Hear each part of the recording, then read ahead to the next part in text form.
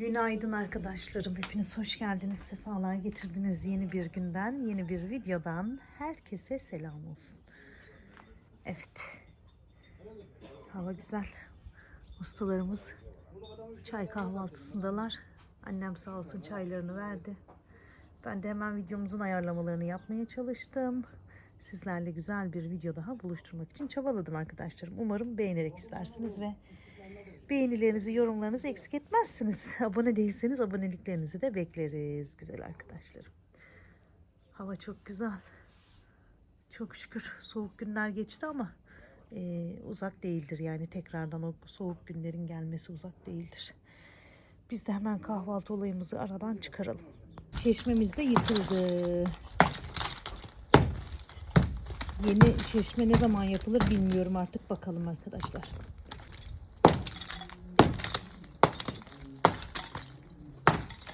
Ali aşağıda mı? Kim? Ali. Yok. İnelim aşağıya, ustalarımız geldi. Ben inmedim. Kızım, bebeğim, kara kızım. Oy, oy bebek. Çok güzelsin kızım, çok güzelsin. Güneş gözlü kızım benim, güneş gözlü. Yiyeceğim o patilerini senin. Çeşmeyi de binadan çok olur koymuşlar ha. Hoş geldin amca, kolay gelsin. Teşekkür ederim. Şimdi annemin şu alan kapatılıyor. Yüksekliği söyledi mi sana? Tamamen Yüksekliği ördürmeyecek. Son sıra değil mi? Da Tamam. şuradan itibaren öreceğim. Yukarıya mı? İleri doğru. Ha, yukarıya Şuradan doğru. kapatıp şu an göreceğim. Buraya pencere olacakmış. Tamam. Tamam. Annem öyle ayarladı işte, şuradan geçiş olsun diye. Bıdığın evi de orada biliyorsunuz arkadaşlarım. Uzun bir zincirle bağlarız. Buralardan çıkar eder.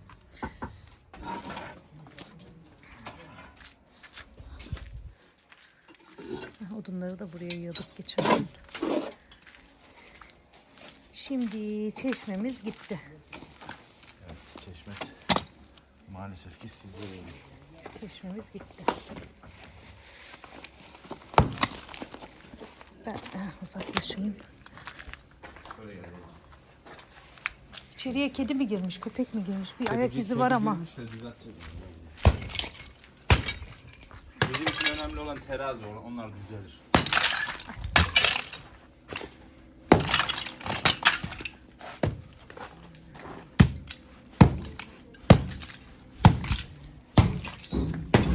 Şap kurudu mu şimdi? Çocuk Ali Usta. Bakabilirsin ayağından. Ha.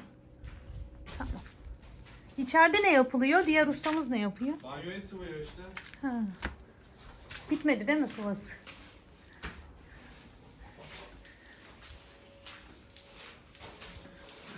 Kolay gelsin usta. Tamam. Baksanıza sıvandı buralarda. Kiler tamam, havalandırma tamam.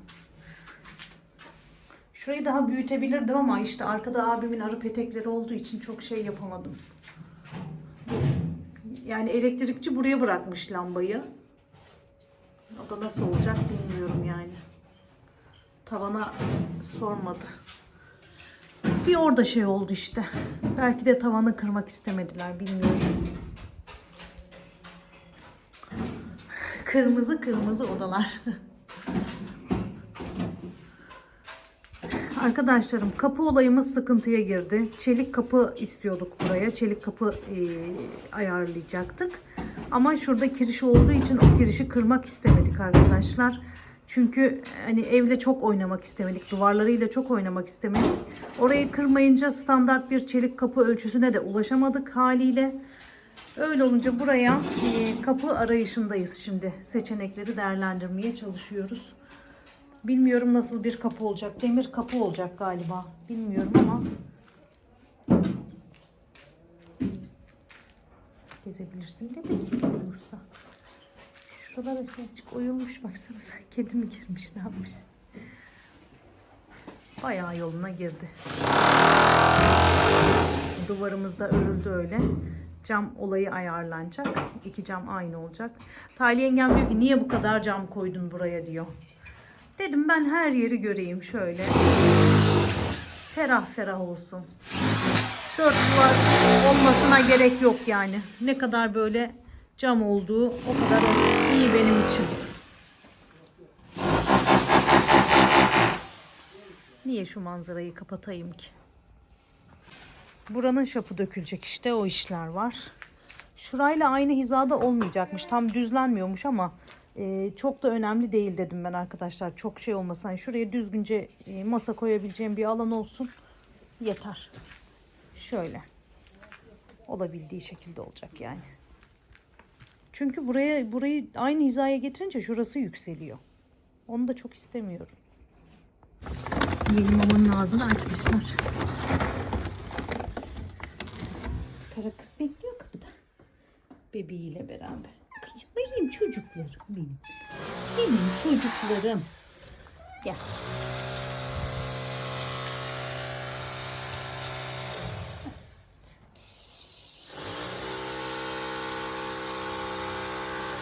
Yesene yavrum.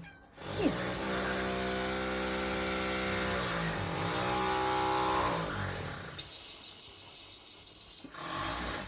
Büyük gelen yok. Ama ben sana mama veriyorum. Sen gene miyav miyav diyorsun bana. Sevilmek mi istiyorsun? Hı? Sevilmek mi istiyorsun kızım? Evet. Aferin sana. Kahvaltıyı hazırlarken bir taraftan da bulaşık makinesini yerleştireceğim arkadaşlar. Hızlıca toparlayayım. Ustalarımız kahvaltısını yaptı. Biz kahvaltımızı yapacağız. Ali'yi göndereceğiz ondan sonra. Babamın yanına geçecek o. Hemen şurayı bir halledeyim.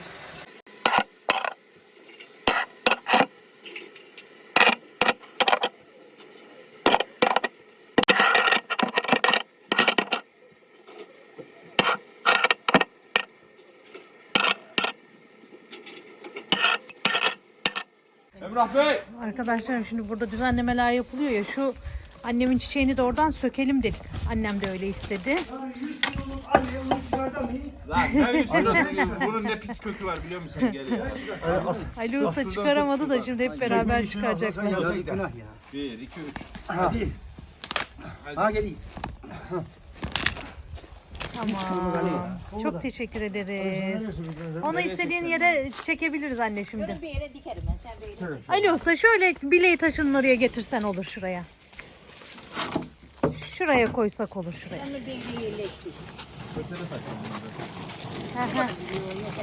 Ne? Bileği taşı, kösele. Kösele taşı o. Çok kalmadım ben köyde Ali Usta. Sen biliyor musun Ali Usta bunun meridyen topluyor. 4 diyen 2 diyenini meridyen diye anne diyeyim. Seneye de onu topladık değil mi diyeyim. Duyuyor musun Ali? Duyuyor musun? Duydum. Abi al. Fazla mı koyuyorsunuz? Yemin ederim. İstedikçe veriyoruz işte öyle. Sen de veriyorsun ya, geçen gün vermiştin ya. Bıdım. Gidiyor mu oğlum baba? Baba gidiyor mu oğlum? Ali Bey'i uğurluyoruz arkadaşlar. Evet, göreve. Ali Bey göreve.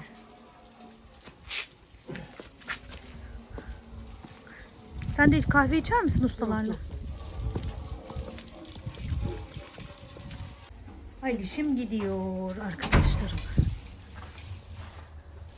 Sağlıkla gitsin, sağlıkla gelsin bakalım. Ne zaman gelir? Yarın mı, öbür gün mü? Ben de ustalara kahve için bardak almaya gittim. Şimdi buradaki çeşme de onun döküntüsü de işte kalkmış oldu arkadaşlar. Sonradan buraya bir çeşme bir şey yaptırırız, bu haliyle dursun bakalım. Orayı kıramadınız değil mi? Yok burası bu şekilde kırılır mı ya? Burası bu şekilde düzleşecek ya. Nasıl düzleşecek? Buraya da düzleşecek o. Yok. Orası kalsın. Tam kalsın. Ben çiçek dikeriz oraya Tamam belki. olur. Çatıdan akan su için dedim ben sana. Beton dökeyim de şu tarafa doğru gitsin dedim. Ha, Çatıdan bak delik ki orası. Bak. evet. Duvarın nem çeker suda. Oluk delik. Onu konuşuruz ya. Şöyle bardağı da bırakayım. Her türlü alternatif düşünülüyor işte arkadaşlarım. Hasretime dayanamadı, geri geldi. Ve bana çiçek getirdi arkadaşlarım. Annem arabanın üstüne sarımsak koymuş da giderken görmüş. Şarj aletin nerede? Yemek masasını gönder abi. Tamam. Şarj aletini unutmuş. Hemen onu şey yapalım. Aşağı yukarı derken işlere devam.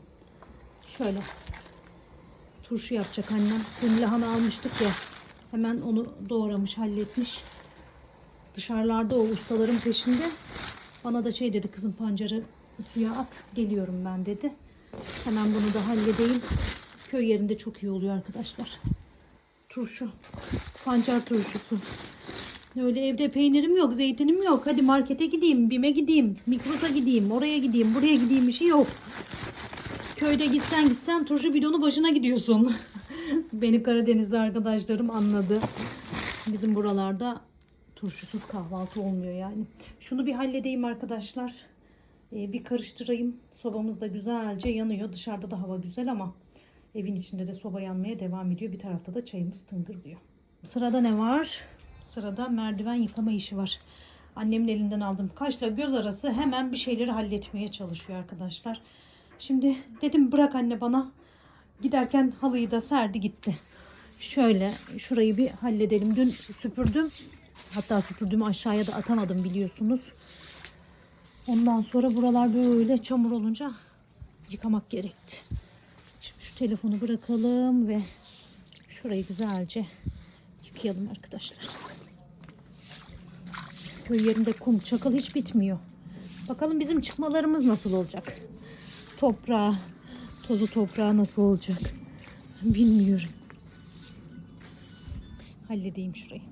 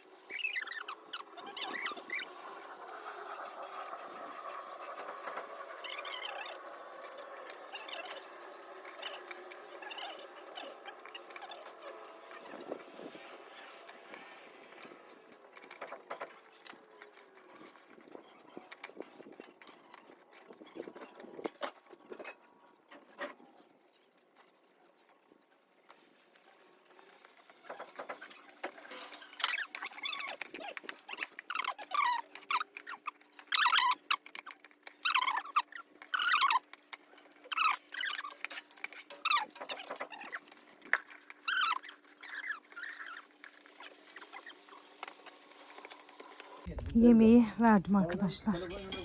Şimdi ayranı da verelim. Ustalarımız bugünlük 2 ustamız paydos ediyor. 1 ustamız sıvaya devam edecek. Tereyağlı makarna yaptık. Şöyle bırakayım. Afiyet şifa olsun. Şöyle göstereyim size. Şap kuruyor arkadaşlar. Şapların kuruması lazım. Ev böyle. İnce sıvamız yapılıyor. Ay. Buraların sıva işi tamam. Orası yeni örüldüğü için orayı sonradan halledecekler. Şimdi şu şapın kuruması lazım. Öyle söylendi. Ondan sonra buranın ince sıvası var arkadaşlar. Bu odanın. Burası yatak odamız olacak. Burası mutfak oturma odamız olacak. Balkonumuz var. Kilerimiz var. İdare eden tuvalet banyomuz var. Yani şu kapıyı, şurayı genişletmeyi ben çok istedim arkadaşlar. Çok istedim. Yani en çok şurayı genişletmek istedim.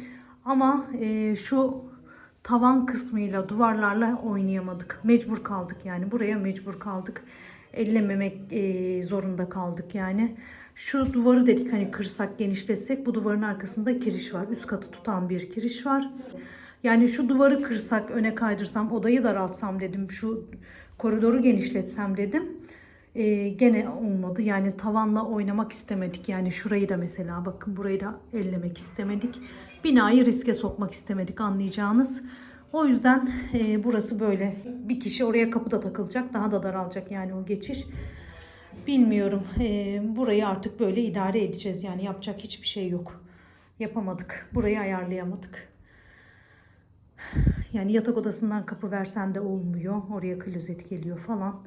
Olmadı yani. Tuvaleti buraya koysaydık gideri çok uzun olacaktı. Eğim olmayacağı için randımanlı olmayacaktı. Kullanım kolaylığı olmayacaktı. Ya burası biraz aksilik yarattı bize. Hani tuvalet banyo aksilik yarattı ama artık yapacak bir şey yok dediğim gibi. Şimdi arkadaşlar bayağı bir yol alındı. Şaplar kuruyacak. Artık ince iş kalıyor. Yani camlar gelecek, kapılar gelecek. Sonrasında bugün kapı ustamız gelecek ölçü almaya. Onu bir konuşacağız. Şuraların kaba sıvası yapılacak. Arkadaşlar buraların sıvaları halledilecek. Bayağı yoluna girdi işler. Çok şükür Allah'a. Çok şükür. Neyse ben çıkayım yukarı. Babam uyuyordu. Bir bakayım ona. Annemin duvarını da göstereyim. Burası da tamam arkadaşlar. Burası da böyle örüldü. Oraya sineklik yaptıracak annem. Böyle havalanma açısından havalansın. Tamamen kapatmak istemedi. Havalansın istedi. Yani oraya bir şeyler koyacak, kullanacak artık orayı annem rahat rahat kullanmak istiyor. O yüzden burası da böyle oldu. Güzel oldu. Bu kapı da değerlendi. Kenarda köşede ziyan olacaktı bu kapı. Buradan da yine arka tarafa geçiş olacak. Annemin depolama alanı olacak yani burası. Şu arı petekleri oradan çıktığı zaman kocaman bir alan olacak annem için. Babamın mama işi tamam. Ustaların yemek işi tamam. Sırada annemin turşusunun kurması var arkadaşlarım. Anacığım bidonu doldurdu. İçinde kalın tuz var bakın. Onlarla beraber şimdi bidona dolduruyor. Annem onu hallederken şu vitaminler de benim arkadaşlarım destek kuvvet. Vitaminlerimi de getirdim gelirken çok ihtiyacım olacak diye bu tempoya bu koşturmacaya. Ondan sonra şimdi mutfağı göstereyim mi size? Korkmayacaksınız ama. Bakın mutfağımız böyle. Korkulacak ne var ya? Anne korkarlar belki o mutfağın haline diye. Şimdi Yeliz bacımız hemen halledecek burayı makineyi. Korkan kendine süs yapar. Bir an 5 dakikada hallolur. 5 dakika aynen öyle yaparız hallederiz değil mi anne? Tabii ki. Yani ben hep öyle diyorum. İşim olduğu zaman İş benden korksun. Ben işten niye korkayım? yaparız hallederiz Allah'ın izniyle diyorum. Yapıyoruz hallediyoruz gücümüzün yettiğince. Bileğimizin, gücümüzün, kolumuzun kuvveti yettiğince yapıyoruz. Makineyi boşaltmıştım zaten biliyorsunuz. Şimdi bir güzel yerleştireyim. Allah güç kuvvet veriyor. Bela kuvveti illa billahi la ilahe. Bu kadar. Dediğiniz an bütün işiniz gücünüz zaten yolunda gidiyor. O zaman şurayı Yeliz bacınız halletsin. Mutfağı olduğu gibi bıraktım. Çamaşır asmaya geldim arkadaşlar. Annem içerideki ipi asladı ama ben şuraya asacağım. Daha hızlı kurusun. Biraz erkenden asmak gerekiyordu ama asamadım, yetişemedim. Bacılarım, yetişilmiyor her şey aynı anda olmuyor.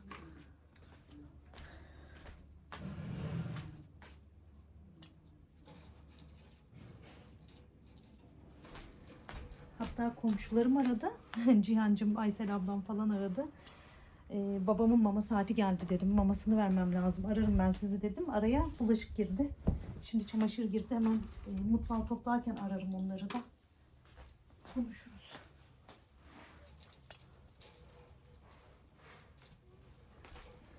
Kazaklar böyle polarlar falan hızlı kuruyor.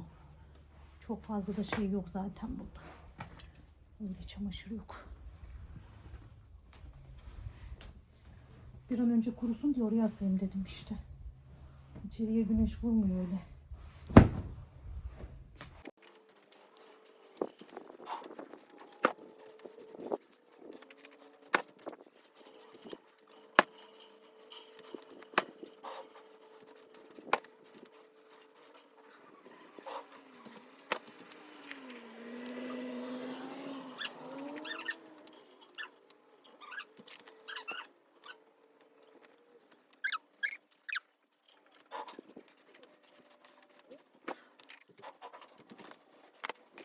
Bir tanecik usta kaldı arkadaşlar. Ona da kahve götürüyorum. Azıcık mola versin. Yakışıklı oğlum benim. Az kahveyi vereyim geleceğim. Tamam mı? Çocuğum. veririm mama. Şöyle.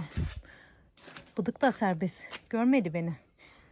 Yıkadığımız merdivenler arkadaşlarım.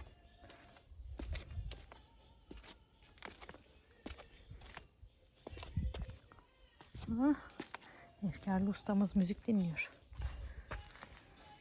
Oldu. Güzel oldu.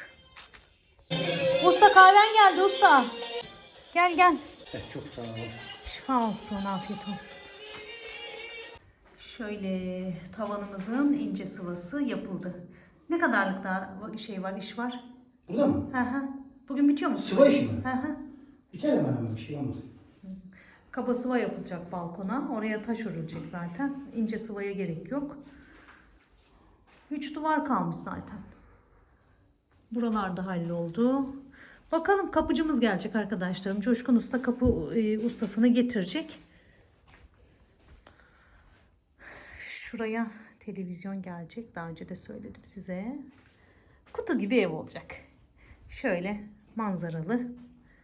Köy manzaralı. Memleket manzaralı. Baba ocağı, baba toprağı manzaralı diyeyim. Ne diyeyim.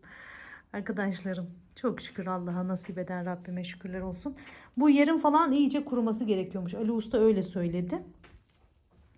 Abla dedi yer iyice kuruyacak. Şap kuruyacak. Çünkü hani burası kurumadan üstüne laminat döşemek çok mantıklı olmayacak. O yüzden şapın kurumasını bekleyeceğiz biraz. O da bir gün falan sürecek herhalde. Tam bilmiyorum da. Gayet güzel yolunda gidiyor bakalım. Çok şükür Allah'a. Bu kadar oldu. Gerisi de gelecek zaten Allah'ın izniyle. Ama yatak odamızın rengi süper. Kırmızı. Ya ben buraya aplikleri koydurdum ama arkadaşlar burayı çok yapamadım. Nasıl diyeyim size? Oraya hani gardırop gelecek. Şöyle bir uzak çekim yapayım. Oraya gardırop gelecek. Hani yatak ortaya gelecek. Tam böyle ölçülü yapamadım. Evdeki apliklerin ölçüsünü de Ali'ye soramadım açıkçası. Orası çok kapının arkasında kaldı mesela. Bilemiyorum yani oraya komodin gelir mi? Gelmez.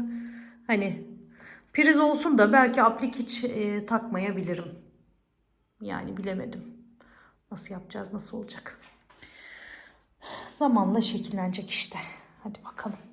Çıkalım eve. Mutfağı da topladım bir güzel. Bir kahve de kendime yapacağım. Arkadaşlar hep ustalara yaptım. Kendime bir kahve yapmadım. Ben de bir kahve içeyim balkonda. Kolay gelsin usta. Bir şey lazım olursa yukarıdayım ben. Seslenirsin. Hadi gidelim. Dizim ağrı yapıyor benim arkadaşlar. Merdivenleri koştura ine çıka. Dizimde zaten sağ diz kapağımda kireçleme vardı benim birazcık. Tetiklendi. Gel oğlum. Gel. Mamik vereceğim gel. Gel benim bal çocuğum gel. Haydi. Gel oğlum. Gel. Kara kız ondan önce geldi. Gel. Sen de gel Nazlı. Sen de gel. Nazlı. Heh. Ali Usta buraya bırakmış şeyi. Hiltiyi. Efendim anne. Odun mu getireyim? Tamam. Annem odun istedi. Azıcık beklet. Neyse bekletmeyeyim sizi ya. Durun. Kapıya kadar çıktım. Çocuklar beklemesin. Annem beklesin azıcık.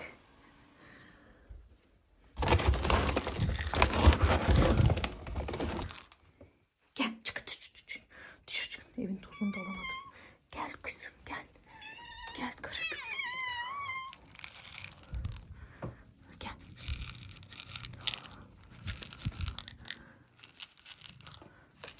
Hadi bakalım. Hadi. Şimdi odun almaya. Anne. Duymuyor evden kovayı mı alsam diyecektim. Bayılıyorum bıdıkların o mamayı kırma sesine arkadaşlarım. Şöyle yapıyorum. İnerken sağ bacağımı, çıkarken sol bacağımı kullanıyorum. Sol ayağımı kullanıyorum. Öyle yazıyordu. Yüklenmemek için, zorlamamak için. Merdiven inip çıkarken sizin de aklınızda olsun. Neyse şuradan azıcık odun alalım, çıkalım yukarı. Arkadaşlarım Allah rahmet eylesin. Kaybettiğim halam eniştem var ya, Şükriye halam cenazesine gelmiştik. Sizlere de duyurmuştum. Mehmet abim geldi babamı ziyarete. Onunla mutfakta çay içerken dedim ustama da götüreyim bir bardak çay. O da çay içsin, içi ısınsın. Şöyle şekeri de aldım. Annem sizi bıraktı mı? Hey çocuklarım. Emre Usta. Bir bardak çay getirdim sana. Şeker alıyor muydun? Tam gazı ben Yok, getirdim. tam çek. Şöyle bırakalım. Şu karşı duvarımız da Buraya bırakalım. sıvanmış. Tamam, ben.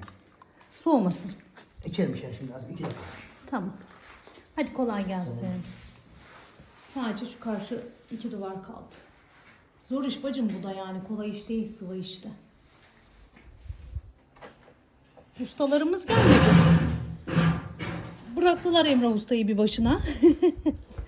Hadi gidelim. Babam Mehmet abinin gelmesiyle çok mutlu oldu. Kızım çay yapın dedi. Kendi içemiyor ama o kadar içi gidiyor ki. Arkadaşlar benim de içim gidiyor ama hiçbir şey yapamıyoruz işte. Hiçbir şey yapamıyoruz. Rabbim sağlık sıhhat versin tüm sevdiklerimize. Babam yutma güçlü olduğu için mideden besleniyor arkadaşlar. Hani ağızdan beslenemiyor. Bir yudum su versek sabaha kadar öksürüyor, tükürüyor. Zehir oluyor yani yuttuğu her şey. Allah'ım şifa versin bütün sevdiklerimize, bütün hasta kullarına şifalar nasip eylesin. Ne diyelim? Hayatın içinde her şey var. Rabbim güzel günler göstersin hepimize. Ustalar geldi, ustalar. Şuradan babamın ayakkabılarını giyeyim. Çifter çifter geldi arabalar.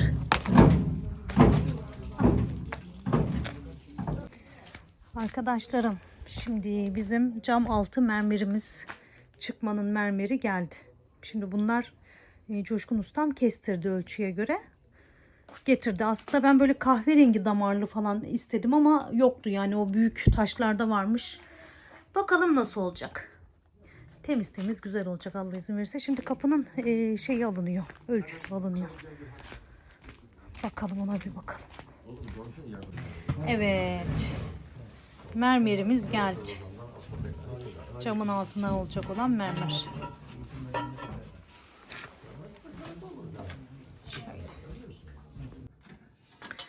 Video düzenlemeye daldım. Sobamı söndürdüm.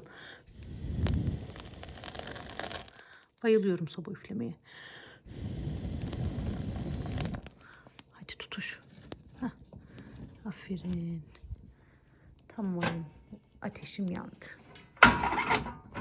Sobayı üflerken bir tonda duman çıkıyor tabii evin içine arkadaşlar. Kamerayı açınca bir canlandım. Vallahi mayıştım şuralarda.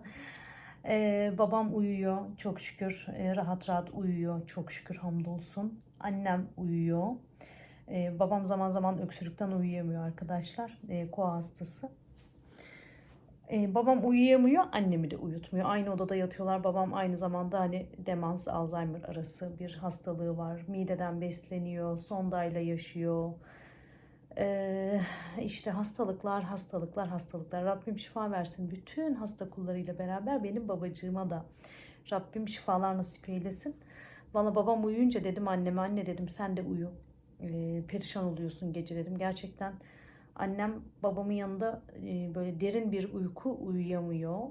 Televizyon, babam kumandası yanında sürekli televizyonu açıyor, kapıyor. Bazı geceler uyumuyor. Uyku ilacımız belki de yeterli gelmiyor, bilmiyorum. İşte o da hani Alzheimer'dan, demanstan kaynaklanıyor galiba. İnşallah bu gece rahat rahat uyurlar arkadaşlarım. Annem de babam da dinlenmiş olur. Ben de saat 10 mama saatimiz geldi. Tamam. Mamasını da veririm birazdan. Arkadaşlar biz bir işe kalkıştık ki hani böyle köy evi. Böyle hep ekstralar çıkıyor canım arkadaşlarım. Ekstradan bir şeylerin yapılması gerekiyor. Yaptırsan olmuyor, yaptırmasan olmuyor diyeyim. Ağzını açan 5.000 liradan, 6.000 liradan, 10.000 liradan ağzını açıyor. İşte işçilikte malzeme parasıydı, işçilik parasıydı, yevmiyesiydi, o suydu, bu suydu. Rakam böyle yukarı yukarı yukarı yukarı çıkıyor. Ne yapacağız bilmiyorum artık. Bakalım hayırlısıyla tamamlamak nasip olsun. Çok da uzun süreceğini zannetmiyorum işte. Camların ölçüsü alındı geçen gün biliyorsunuz. İşte banyo örülecek. Malzemeleri de aldık. Bugün camlarımızın mermeri geldi. Balkonumuzun, çıkmamızın mermeri geldi. Çıkma diyoruz biz arkadaşlarım şimdi köy yerinde. Evden çıkılan yer çıkma. İşte oranın mermeri geldi. Size de gösterdim. Sonra annemle beraber akşam yemeğine de havuç tarator yaptım ama ben havuç böyle iri iri doğruyorum. İnce ince yassı ve iri iri doğruyorum. Rendelemiyorum arkadaşlar. Çubuk makarnamız vardı. Ezogelin çorba yaptım. Salata yaptım bir de. Salatayı çok sever annem. Babam da çok seviyordu. Babam resmen salatayla yaşıyordu. Eskiden beri izleyen arkadaşlarım. Ne yapayım baba sana deyince salata yap kızım. Domates salatalık salatası, marul salatası. O kadar çok seviyordu ki. İnşallah tekrardan yediği günleri gösterir Rabbim. Görmek nasip olur. Rabbim bütün hastalıklarına şifalar nasip eylesin. Aliş'in babasına gitti. Onun işte yemek ekmek işleri falan. Bir ay Ali ilgilenecek babasıyla. Artık hani ben ne kadar buradayım, evimiz ne kadar zamanda bitecek bilmiyorum arkadaşlar. Bir an önce çocuklarımın yanına da gitmem gerekiyor. Aslına bakarsanız Caner açısından birazcık zor oluyor. Cansucuğum sahip çıkıyor tabii ki kardeşine. O da çok yoruluyor. İki kardeş idare ediyorlar ama Caner'in işte dershanesi bilmem nesi üniversite hazırlığı döneminde olduğu için o birazcık daha zorlanıyor, yorgun geçiyor. Yani eve geldiğinde şöyle bir sıcak çorbası olmasın mı, bir yemeği olmasın mı gibisinden düşünüyorum ama annemin babamın duası da diyorum böyle, annemin babamın duası yeter. Rabbim oğluma da çok güzel kapılar açar diyorum. Kızıma açtığı gibi, kızımıza açtığı gibi. Nasipten öteye de yol olmuyor arkadaşlarım. Ne kadar çabalarsanız çabalayın. Nasibinizden öteye yol yok. Ne yazıldıysa o. Nasıl bir yol yazıldıysa o yoldan yürümek, gitmek zorundayız. Zorundasınız. Hepimiz için geçerli. Yani ben bir an önce hani evimizin yapılmasını istiyorum. Bir an önce de yapılsın, çıksın aradan istiyorum. En çok da böyle babam gelsin evime istiyorum. Allah biliyor ya, birçok hani arkadaşım zaten benim bu ev sürecimin sebebini biliyor zaten. Annemi babamı memnun etmek için olduğunu. Yılbaşından sonra fiyatlarda 2 katına çıkacak arkadaşlar. Bugün yaptırdığını yarın yaptıramıyorsun, yani aynı rakama yaptıramıyorsun. O yüzden bugünlerimiz böyle geçiyor. Bakalım Rabbim sonunu güzel eylesin. İnşallah hani Rabbim güzelliklerle içine girip oturmayı nasip eylesin. Yani biz şimdi anahtar teslimi hani yapıyoruz evi ama evin içine eşya da lazım bacım. Beyaz eşyası, mobilyası, mutfağa diyorum hadi mutfak eşyasını getiririm Bafra'dan da. Bakalım. Allah büyük. Bu kadar oldu ya. Çok şükür Allah'a. Ben hep böyle şey diyordum. 2 tane divan. Bir tane kuzine yeter diyordum. Herhalde ona doğru gidiyor bizim işimiz. Yeter de gerçekten. Gerçekten yeter yani. Bir divan bir kuzine bile yeter. Mutfağının içinde. Neyse çok konuşmayayım, ben öpüyorum. Kucak dolusu sevgiler, selamlar gönderiyorum güzel arkadaşlarım. Babamın mama saati geçmesin. Kendinize çok çok iyi bakın. Ben de erkenden uyurum Allah nasip ederse. Videomu da düzenledim. Onu 5 geçiyor saat. Kendinize çok çok iyi bakın. Videolarımızı beğenmeyi, yorum yapmayı, abone değilseniz abone olmayı lütfen unutmayın. Destekleriniz, yorumlarınız çok çok kıymetli güzel arkadaşlarım. İyi ki varsınız. İyi ki yolumuz buralarda kesişmiş. Zaman zaman anneme yorumlarınızı okuyorum. Annem diyor ki ne yazmışlar kızım diyor. Çok merak ediyor da bazen ben bakarken. O kadar güzel yorumlarınız var ki Allah hepinizden razı olsun. Allah güzel bakıp güzel gören herkesten razı olsun. Daha da bir şey demeyeyim. Öptüm hepinizi. Kendinize çok çok iyi bakın. Allah'a emanet olun. Hoşça kalın.